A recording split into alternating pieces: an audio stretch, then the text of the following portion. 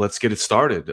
Gorilla Biscuits shirt right off the bat. I mean, you guys are from DC, which is kind of the birthplace of the DIY hardcore movement, really.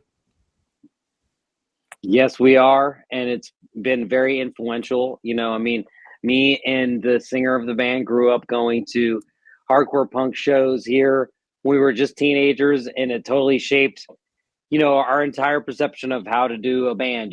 Getting in the van with your friends and just book it in people's basements. As far as like just how to approach touring, how to approach band culture in general. Like a lot of the early punk and hardcore bands, and although Gorilla Biscuits is from New York, like that entire era of like punk and hardcore is like kind of what we grew up on, and we're sort of part of the wave of kids that were in the audience, then grew up, but also we're listening to a lot of metal, a lot of death metal, and then how the cultures and the music collide is sort of, the story of Darkest Hour and the story of metal, hardcore, metalcore, whatever you want to call it.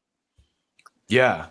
I mean, like, obviously Minor Threat, Ian McKay, Bad Brains, all those bands are incredibly influential. And you guys formed Darkest Hour in, was it 95?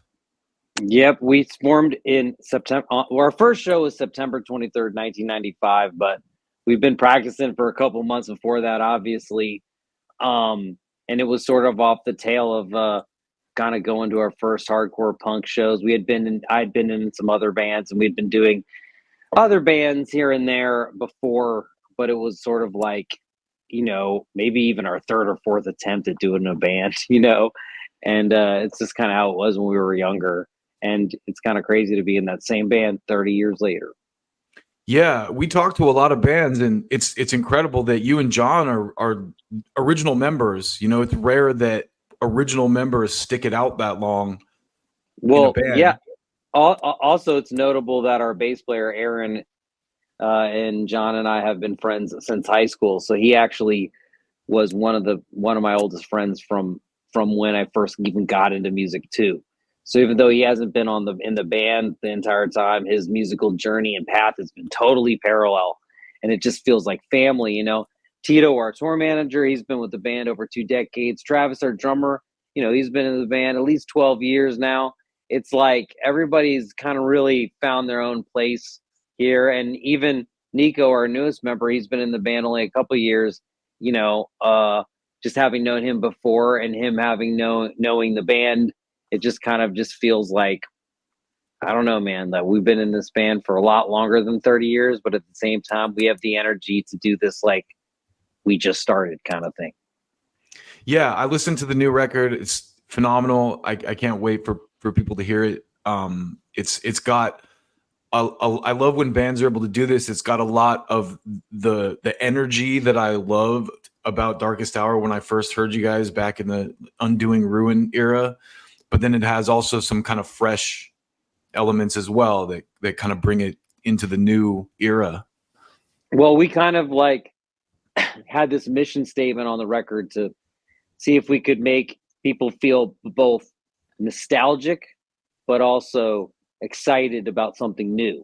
Like those things are kind of at war with each other. Like, how can you have that new feeling of excitement with something that also makes you feel like, oh, this is familiar, But the album's about a lot of dualities, so that doesn't surprise me that exists. And I think that we were able to kind of achieve that in a sense that the album has the band's original identity, and it still sounds like the band that started 30 years ago, but has evolved slightly, even less than the way that modern metal music's involved. Like, it's almost like modern metal music caught up to the way that we used to sound, and now we just sound like a band that fits in. And it's kind of crazy, having been doing the band for so long, to have it fit in with such young bands, and at the same time be able to go toward like bands like, say, Exodus, older statesman bands, and fit in with those fans as well.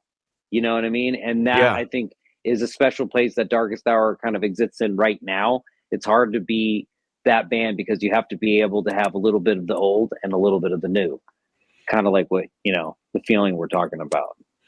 Yeah, and you guys really, to me, because I'm 45, so I grew up listening to bands like Metallica and Pantera and Megadeth and all that stuff.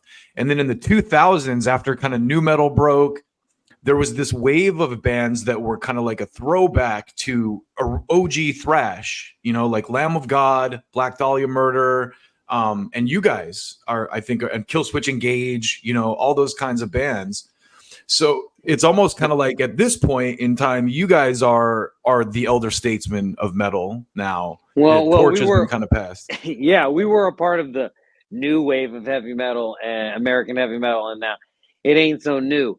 But the thing that's interesting is that when I look back at all these old tour posters, the support bands, they're the Who's. It's like hilarious. I was looking at uh, what is this? A Whitechapel, a Mirror, Himsa, a Life Once Lost. Himsa, I Like, forgot about that. I mean, dude, it's wild when you to kind of start to see like how we've been able to tour with a lot of all these bands that all went on to just do more, like here we are playing with Unearth and Every Time I Die, and here we are playing with Shadows Fall, here we are playing with Lamb of God, Yeah. Bleeding Through, you know what I mean? Misery Signals, like all these bands that were baby bands and now they're bands you remember, and I think we're just feel fortunate to have actually been able to been along the ride and become friends with so many bands and be a part of so many of these eras that we can kind of transcend them in a way to get to where we're at now, which elder statesman, legend, has been, depends on what you want to call it, but we'll just,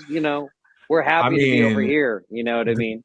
the discography speaks for itself, my friend. Well, I mean, that's why we had to add another track, another album to it. You know what I mean? Yeah. Something new.